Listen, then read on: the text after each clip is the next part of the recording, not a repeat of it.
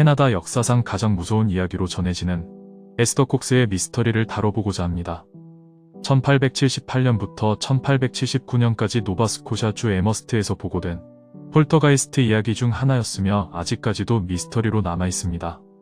폴터가이스트란 독일어로 노크하다와 영혼의 합성어며 시끄러운 영혼이라는 뜻으로 인지할 수 없는 대상에 의해 물건이 움직이거나 소음이 발생하는 등 물리적 작용이 일어나는 일련의 현상을 말합니다. 1878년 늦여름 나른한 노바스코샤의 한 마을에서 미스터리한 일이 발생합니다. 프린세스 스트리트의 한 집에서 설명할 수 없는 쿵 하는 소리가 울렸고 건물들이 불길에 휩싸인다. 이 이야기는 에스더 콕스라는 18세 소녀를 중심으로 일이 일어나는데 당시 에스더는 집에서 결혼한 큰언니 올리브와 함께 살았습니다. 에스더 콕스는 유난히 변덕스럽고 피클을 좋아하는 이상한 소녀였다고 하는데요. 그녀의 어머니는 에스더가 태어난 지 3주가 되었을 때 돌아가셨고 그녀의 아버지는 이후 재혼하여 다른 곳으로 이사했으며 에스더를 할머니에게 맡겼습니다. 할머니의 영향 때문인지 에스더는 이상할 정도로 진지하고 옛날 사고방식을 가진 소녀로 성장했다고 하는데요. 에스더의 성격에 대해 한 지인은 다음과 같이 말했습니다. 에스더의 성품은 천성적으로 온유하다.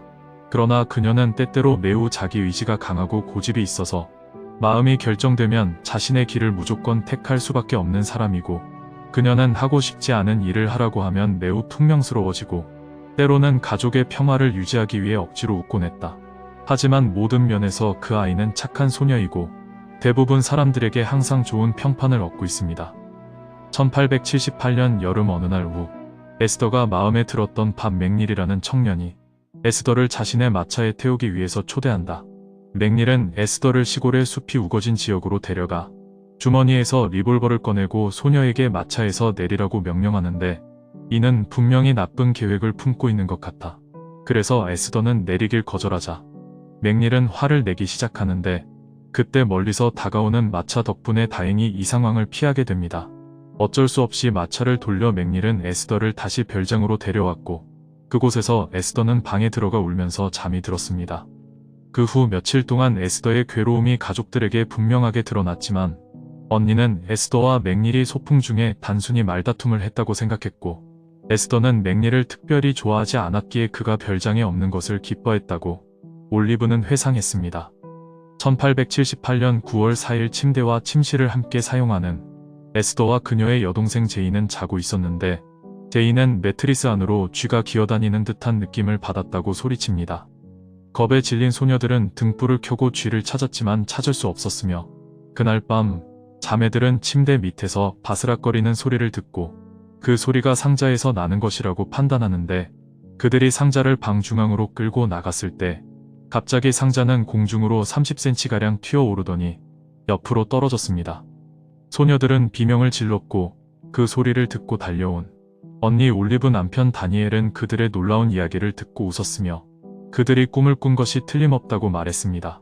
그런데 다음날 저녁 열이 나서 일찍 잠자리에 들었던 에스더는 한밤중에 침대에서 벌떡 일어나 소리쳤습니다. 제인, 일어나 난 죽어가고 있어. 잠에서 깨어난 제인은 램프에 불을 켰고 놀랍게도 언니의 얼굴이 피처럼 붉어졌으며 눈이 부풀어 오르는 것을 발견합니다. 제인은 도움을 요청했고 곧 다니엘과 올리브가 합류하여 무엇을 해야 할지 몰랐지만 다시 침대에 누울 수 있도록 도와주었고 그 결과 에스더의 얼굴이 조금씩 가라앉기 시작합니다. 그런데 에스더는 숨이 막히는 목소리로 이렇게 말합니다. 내가 부풀어 오르다 결국엔 터질 것이야. 그럴 것임을 나는 알아. 실제로 에스더의 손과 발은 이미 놀랄 만큼 부어있었고 방금 전까지는 피처럼 붉었던 그녀의 안색은 이젠 죽어가는 사람처럼 창백했으며 조금 전에는 차갑던 그녀의 피부는 뜨겁게 열이 나고 있었다.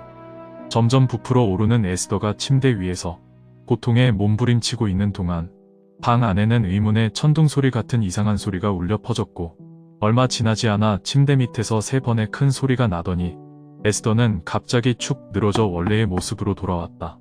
그런데 어찌된 일인지 에스더는 깊게 잠들었다며 만족한 얼굴이었고 그녀의 가족들은 어리둥절해하며 결국 각자의 침대로 돌아갑니다. 많이 호전되어 보인 에스더 모습에 가족들은 안심하지만 전날 밤의 기이한 사건을 에스더에게 설명할 수 없어 이 문제를 그들끼리만 비밀로 하기로 결정합니다. 근데 4일 후 또 다시 비슷한 공격을 받기 시작하는데 이번엔 침대 시트가 그녀와 여동생에게로 날아갔고 마치 보이지 않는 손에 의해 찢겨진 것처럼 방 한구석에 떨어집니다. 그 광경을 본 제이는 공포에 질려 기절했고 에스더의 비명소리를 듣고 올리브와 다니엘은 침실로 다시 달려가는데 올리브는 찢겨진 것들을 모아서 아픈 자매들 위에 제자리로 돌려놓지만 그것들은 다시 공중으로 날아다니며 공격을 하기 시작합니다. 무엇을 해야 할지 몰랐던 가족들은 시트가 다시 날아가는 것을 막기 위해 노력했고 침대 밑에서는 믿을 수 없을 정도로 이상하게도 시끄러운 노크 소리가 연이어 들려오자 에스더는 부기가 가라앉으며 평화롭게 잠에 빠졌습니다. 결국 다음날 가족들은 의사에게 전화하기로 결정하고 의사에게 무슨 일이 있었는지 모두 알렸지만 의사는 웃었다. 내가 집에 있는 동안 그런 말도 안 되는 일은 일어나지 않을 것이라고 확신차 말했다. 의사는 저녁 10시에 문제의 집에 도착합니다. 이미 1시간 동안 침대에 누워있던 에스더를 살펴보고 그녀가 어떤 엄청난 충격을 받았을 것이라고 추론하는데 그가 설명하는 동안 에스더의 베개가 자연스럽게 움직였고 의사는 베개가 움직이는 것이 놀라워 지켜보다 다들 저걸 봤냐며 소리쳤습니다. 얼마 지나지 않아 침대 밑에서 요란한 노크 소리가 들렸고 의사는 소리가 발생한 곳을 검사했지만 출처를 확인할 수 없었으며 그는 계속해서 방을 돌아다녔고 노크 소리가 그를 따라왔다. 약 1분 정도 노크 소리가 들렸을까? 침대 시트는 다시 날아다녔고 이어서 침대 뒤 벽에서 긁는 소리가 들립니다. 방에 있던 모든 사람들이 소음의 원인을 확인하려고 했을 때 그들은 벽에 다음과 같은 충격적인 메시지가 새겨져 있는 것을 보게 됩니다. 에스더 콕스, 당신은 내가 죽여야 합니다. 3주 동안 이런 이상한 현상은 계속 일어났고 그 강도가 전보다 증가했습니다. 에스더는 눈에 보이지 않는 것으로부터 계속해서 고문받았고 종종 가족이 보는 앞에서 나무판자 같은 물건으로 그녀를 때리는 것도 목격합니다. 9월 어느 날 밤엔 또 다시 노크 소리가 들리며 에스더는 침대에서 발작을 일으켰는데 이 불안한 상태에서 그녀는 가족들에게 전에 맥닐이 성폭행을 시도하려 했던 사건에 대해 말을 합니다. 이 사건은 가족들은 알지 못했지만 에스더가 회복되자 가족들은 조심스럽게 발작을 일으키며 한 말을 그녀에게 전했습니다. 근데 에스더는 나는 그런 고백한 기억이 없었다며 눈물을 흘렸고 그렇지만 그 이야기는 사실임을 인정했습니다. 그리고 며칠 후 제이는 출처를 모르는 노크 소리가 어떤 메시지를 전달하는 것이 아니냐며 의심했고 그러면 우리도 노크를 통해서 테스트해보자고 제안하는데 놀랍게도 노크 횟수에 따라 반응을 한다는 걸 발견합니다. 다만 어떤 노크엔 집 전체를 뒤흔들 만큼 폭력적인 반응도 있었다. 이렇게 3주 동안 가족을 괴롭히는 신비한 존재와 소통할 수 있는 방법을 발견하고 폐쇄형 질문에 대한 응답으로 존재는 부정적인 대답을 위해선 1번, 긍정적인 대답을 위해 3번, 대답이 의심스러울 땐 2번을 노크했다.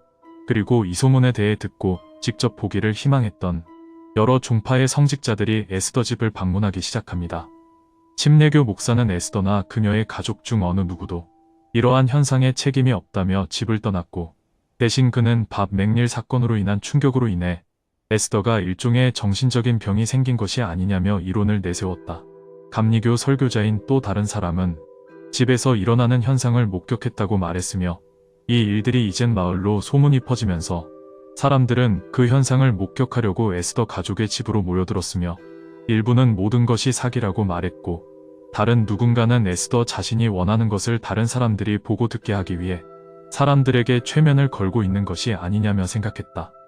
그러나 의심하는 대부분의 사람들도 그 현상이 진짜이지 않을까 불안한 확신을 갖고 떠납니다. 12월까지도 이런 현상들은 지속되었고 에스더 콕스는 안타깝게 디프테리아라는 전염병에 걸렸는데 그녀가 병에서 회복되는데 걸린 2주 동안 그 현상들은 완전히 사라졌다. 그 후 몇 주가 지났을까 유령은 에스더에게 말을 하기 시작했습니다. 하지만 에스더만이 그 말을 들을 수 있었고 그러던 어느 추운 겨울밤 가족이 응접실에서 쉬고 있는 동안 에스더는 갑자기 겁에 질린 표정으로 방 한구석을 가리켰습니다. 저길 봐 유령이야. 다들 그 사람이 안 보이냐며 말했고 다른 가족들에겐 당연히 아무것도 보이지 않았다. 유령은 또 에스더를 통해서 그녀가 그 집을 떠나지 않으면 집이 불타버릴 것이라고 말을 했다. 누구도 유령의 직접적인 소리는 들리지 않았지만 에스더 행동에 결국 올리브 부부는 동의했고 에스더는 그날 이웃집으로 이사하게 됩니다. 신기하게도 몇 주가 지나도록 아무런 사고 없이 잘 지냈으며 에스더는 마침내 보이지 않는 고문자가 떠난 것 같다고 느꼈는데, 그런데 6주 후 집에서 갑자기 불이 나기도 했으며 이웃집 집주인은 에스더 때문에 집이 불태워질지도 몰라 에스더에게 자신이 운영하는 술집에서 하루를 보내도록 설득합니다. 그렇지만 새로운 장소에서도 놀라운 현상이 일어나기 시작했는데요. 많은 사람들이 크게 놀라게 됩니다. 이 사건 중 가장 주목할 만한 사건은 이웃 아들의 작은 주머니 칼이 에스더의 등을 찔렀다는 것이고, 칼을 빼서 어린 소년에게 돌려주자 칼은 다시 공중으로 날아가서 같은 상처에 꽂혔다는 것입니다. 세인트 존 1879년 봄, 에스더는 어떤 군 장교의 초청으로 여행을 떠나게 되었고 도시에서 3주간 머물게 됩니다. 에스더의 폴터가이스트와 소통하는 새로운 방법을 개발한 과학적 사고를 가진 신사가 방문을 하게 되는데, 그는 알파벳을 암송하고 그것이 적절한 문자를 두드릴 때까지 기다렸다가 전체 대답이 될 때까지 이 절차를 반복했습니다. 이 방법으로 폴터가이스트는 그들에게 자신을 밥 니클이라고 밝혔고 한때 재화공으로 일했던 적이 있다고 주장했습니다. 놀랍게도 다른 영들도 자신들을 알리기 시작합니다. 한 유령은 자신을 매기 피셔라고 밝혔고, 또 다른 유령은 자신을 피터 콕스이며 40년 전에 죽은 에스더의 친척이라고 주장했습니다. 이렇게 놀라운 경험들을 하고 8주를 지낸 에스더 콕스는 에머스트로 돌아옵니다. 이때 에스더의 이야기를 통해서 이익을 얻으려고 했던 미국 배우 월터 허벨이 등장하는데요. 그로 인해 위대한 어메스트 미스터리라는 별명으로 불리게 되었으며, 그의 책에는 개인적인 경험들이 자세히 설명되어 있습니다. 처음엔 허벨은 1879년 6월부터 8월까지 집에서 이러한 사건과 가족들을 관찰하려고 월세로 이사하는데, 배우인 허벨은 자신의 전문 연기 경력을 바탕으로 그는 널리 보도된 에머스트 유령 사건에서 사용되는 속임수나 피해를 입은 가족이 자행한 사기 행위임을 폭로할 수 있을 것이라고 믿었습니다. 그러나 사기가 아님을 깨닫게 되었고, 직접 보고 경험한 것들을 월터 허벨은 그 현상들을 문서화하기 위해 집에서 일어난 일을 일기로 기록했으며, 나중엔 5만 부가 넘게 팔리는 인기 있는 책으로까지 내게 됩니다. 결국 에머스트 미스터리는 풀지 못한 채 허벨은 그곳에서 떠났으며, 에스더는 에머스트에서 발생한 헛간 화재에 연루되어 방화 혐의로 체포되었고 유죄 판결로 4개월 징역형을 선고받는데, 그녀는 신기하게 석방된 이후 더 이상 폴터가이스트 경험을 하지 못했다고 전해집니다. 그 이후에도 에머스트 사건은 영국의 초자연 현상 연구자 헤어워드 캐링턴에 의해 조사되었으며, 그는 1907년 사건의 생존 증인으로부터 진술을 받아 1913년 사건에 대한 자세한 설명과 함께 이를 출판하고 더 많은 사람들에게 이 사건이 알려지게 됩니다. 실제 캐나다 연구회사에서 실시한 여론조사에 따르면 캐나다인의 5명 중 1명은 개인적으로 일생 중 적어도 한 번은 유령의 존재를 경험한 것으로 나타났습니다. 당연히 초자연적 존재를 의심하는 분들도 많겠지만, 기록된 역사와 현재에 이르기까지 수백만 명의 사람들이 이러한 현실에 대해서 우리가 아직까지도 이해하거나 설명할 수 없는 현상을 직접 경험했다는 것은 의심할 여지가 없습니다. 에스더 콕스의 이야기는 훗날에도 1993년 연극으로 만들어졌으며, 지금도 그녀를 기리는 에스더 페스티벌, 마을 축제도 열리고 있습니다. 과연 이 어메스트 미스터리 폴터가이스트 현상은 무엇이었을까요? 마을 축제도